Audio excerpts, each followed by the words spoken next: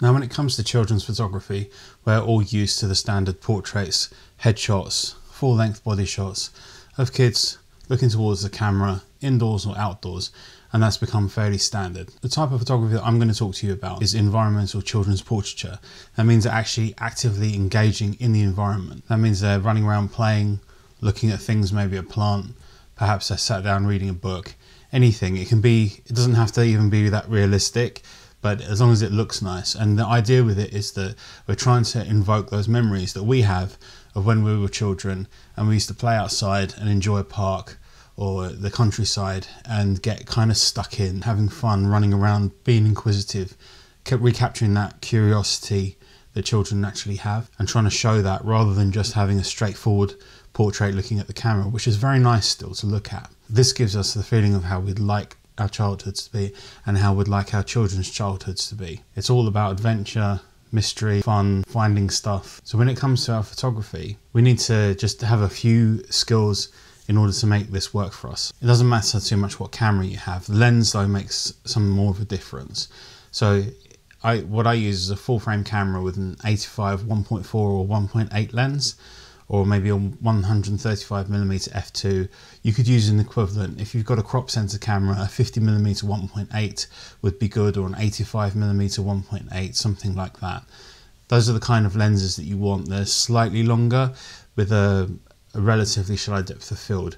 And the reason you want to do that is to compress the background, sort of bring the background in a little bit closer, but also give you that more of that blurry background kind of look, which allows you to isolate slightly. And when it comes to aperture, shutter speed, ISOs, personally I like to keep the shutter speed around 1/500th of a second if I can. That's good. I shoot in manual mode for these kind of shoots, but you could shoot aperture priority as well, as long as you can keep the shutter speed high. And the aperture I want to get as close to wide open as possible, or wide open if I can. The ISO will then fall into place. You'll have to pick the ISO according to the lighting conditions that you've got. So you'll just use whatever ISO matches those kind of settings. Although I'd say if you're shooting more towards the end of a sunset, if you do need to bump the ISO a bit or maybe reduce the shutter speed a bit, that's okay as well. Don't worry too much about that. But it's important to keep the shutter speed high and the aperture wide. If you can manage to do that, then that's good. It's going to give you more of that kind of look. Now, one of the most important things to do with this kind of photography is to give the children an action, give them something to do. If it's good to let them run around and play, but if you just let them run around and play, they can end up just sort of running around in circles or running up and down. Get them to focus it in on things like maybe there's a plant that's interesting, and just you don't have to script to them what to do too much. I think that's a bad idea. Let it happen more naturally, but you'd say something, hey, have a look at that plant over there. And kids will, once you get them running around and doing stuff, they'll react to that. They'll go over and have a look and they'll touch it and play, because remember, children are more inquisitive. For us, we can look at it in distance and go, yep, there's a plant. But for kids, it's like, oh, okay, you know, and they're all like running over to it, and then they'll start picking at it and looking to see what's there and so on. The way that kids do, that's just kind of stuff that they do. The other thing you can do is you can give them props, and you can start being more inventive with this. What you see a lot of is like have a leaf, throw it up and drop it. But yeah, that's okay, that's fine. You can do that, try it. But also bring in other things. You can bring in books, you can bring in toy planes, teddy bears, whatever you want. Think about different things that are possible, what could be used. You don't have to make the scenarios in which they're used. For instance, sitting down reading a book makes a really nice photograph. It's not necessarily realistic because kids don't sit in fields reading books. Doesn't matter though, because it's just a nice image. It's the kind of, it's as if they're reading the book but they're being transported into part of the story.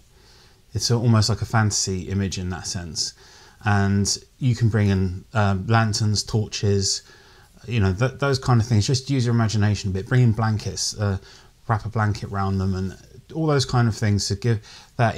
It's about an implied story. It's an idea. It just conjures up those notions of childhood. It may not be that exact thing happened, but maybe it's what we wish happened. So be creative when it comes to props, try stuff out, and don't be afraid to experiment and really go for it and have a good bash at it. You'll be surprised. I've found when I've shot various different children that they've all been really cooperative and got into it and actually really enjoyed this kind of photo shoot. It's enjoyable for them because it's different and they're playing, and even if you give them an action and do something, they always seem to be very willing to do it and seem to quite enjoy it. The last thing you'd want to do is give them stuff that they didn't enjoy and it just looks miserable. So if they're actually having fun or they're getting on with it, they tend to get lost in their own world, and I guess that's kind of what we're trying to capture here. Is we want to see that lost in adventure kind of feeling, and we want to capture that, and kids fall into that so easily, and for us adults we think that's very hard to enter because we don't get into that state very often anymore. It's been lost through life and adulthood, I guess, but for children this is very easily accessible. In fact, they're in that most of the time probably. So as soon as you try to trigger that, them going into that state of lost in their own world in playtime and creativity and adventure, they will enter it immediately for you, and you can just capture that with your camera, which is a great thing to do, I think. And one of the mistakes I see people often using is the backgrounds they choose. Too often I see people just choose like a wall of green, like, oh, there's some bushes or some trees in the background, and it just becomes a wall of green. Or they just pick let's say a footpath or a path through a wood, and it's like, here's the path through the wood, here's the kid standing on it looking at the camera. That's okay, that's a good, like, maybe is a straightforward portrait shot, that's all right.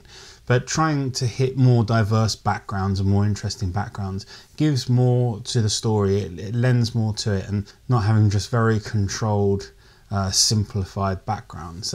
That's okay, but it can be a little bit dull because it doesn't suggest anything about the environment that they're in. It feels too controlled. It's more like what adults come up with, if that makes sense. That's the adult world. It's like, yes, we need to have this here, a plain green background, that's good. Like, no, I don't personally think it is. I don't think it works that well. Now, it's important that you shoot the right time of day. I really suggest that you go for either something closer to sunrise or something closer to sunset, and that may block the time of year that you go. In fact, I think it's actually easier to shoot more in the winter months because the sun sets earlier and rises later. It gives you more chance to do things. The other advantage in the colder months is that you've got a longer sunrise and a sunset. You tend to get more out of it. But whatever you've got wherever you live, I'd suggest that you use what you can. But just shooting in the middle of the day or just any other time, because that's the time that you've got free, I would wait until you have more time available, because the lighting will transform the picture. If you go for a sunset kind of time of day, you're going to get much more out of the photo shoot than you will do in the middle of the day. In the middle of the day, you're going to get the kind of raccoon eye thing, where it's too dark in the eyes. You're not going to get that light coming into the face so much. So in terms of lighting the face and getting bright, getting the lights in so the eyes are lit up and the face is lit properly, when the sun's lower, it kind of comes into the picture and then it will bounce back in. It stays at this low level. It kind of will come in at an angle and then come back when it was reflected off something. And I don't use reflectors or flash or anything for this type of photography. It's just that because the light of the sun is at a low angle already, when it goes into the landscape, it's bouncing off whatever it is that's out there. It could be anything, but the light bounces everywhere in nature, and that's why everything's lit up. But it's going to come back in and fill in those shadows more naturally, and I think that's why it's important to shoot in those later parts of the day. Also, it's going to give you that colour as well. It's going to give you more colour. It'll give you some colour.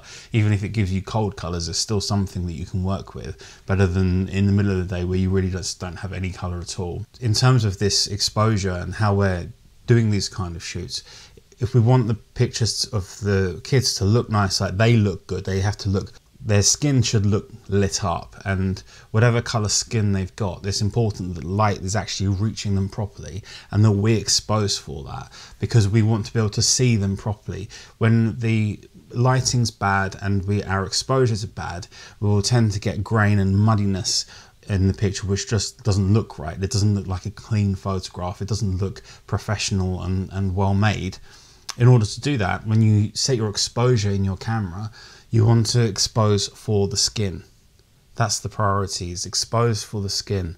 Get the skin to look right. So whatever skin colour the child has that you're photographing, you want to make sure that on the back of the camera, the skin looks like it does in real life in terms of the brightness and so on. That should be true to life. That's the best way I can explain to you to get your exposure, is go for true to life, and then you'll get a nice easy to edit file afterwards. It's going to be much easier to work with than if you sort of overly underexpose or you go over the top with your exposure and go too bright and you're having to do corrections. You can be hard to know what you're supposed to expose for. You're supposed to expose for the child or the background, expose for the skin, and you'll have the easiest time, and you'll get the cleanest pictures like that. And that should work well for you, because you'll still get the colour if you're shooting at the right time of day. Really important to remember to have fun. It's no good if you're losing your temper because maybe they didn't do the thing that you wanted to do. If you give them some time to run around at the start and let off that first burst of energy, because kids at first can either be very quiet and don't want to run around much, or they can be super hyperactive and don't want to listen very much. So at the start, it's good to get them playing, get them to relax, make a shy child will feel like a lot of is expected of them, and then they don't want to run around and do anything. So it can take them a while to feel like this is a safe environment. They're not going to have lots of requests and demands made of them. They're not being sort of put on stage, if you like. That they're just being eased into this. Let them, just give them time, talk, and just relax and take it easy.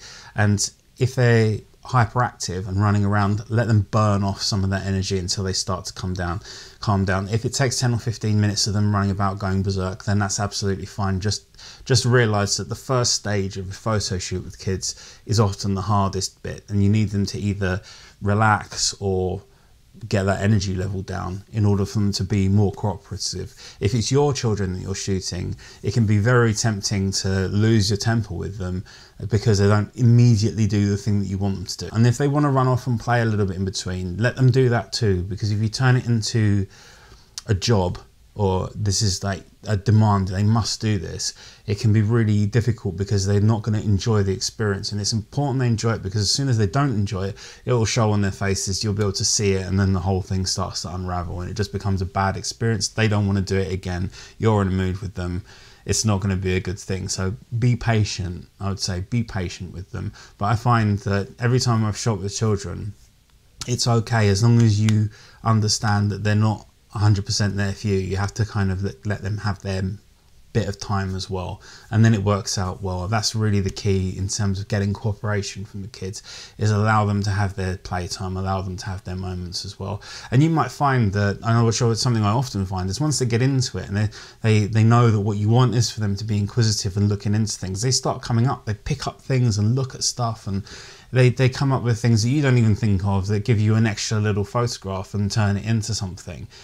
So it's not particularly scripted. That's the goal. The last tip I'd give you for this is that you're literally just giving them an area to stay within. So if you sort of say to them, don't go past this point and don't go past that point, so you know that they were kind of in the range where the lighting's good for you, give them a sort of a play area, define that kind of an area, and you just find that kind of easier to work with. And you will have to move about a fair bit and try, but like I said, if they start charging off, just let them charge around, you know, they'll slow down in a bit and start looking at things, and you might find it goes in bursts. And then don't make the shoot too long, because if it drags and drags, they're going to get bored then, and they're not going to want to cooperate. So I think sort of half an hour to 45 minutes is probably the maximum that you want to do this. Just go in, give them 10-15 minutes to unwind, shoot for 15, 20, maybe 30 minutes, done. That's it. Okay, anyway, I hope that was useful. Please like and subscribe, drop me a comment, and there'll be more tutorials coming in the future, so hit the notification bell as well. Take care. Bye-bye.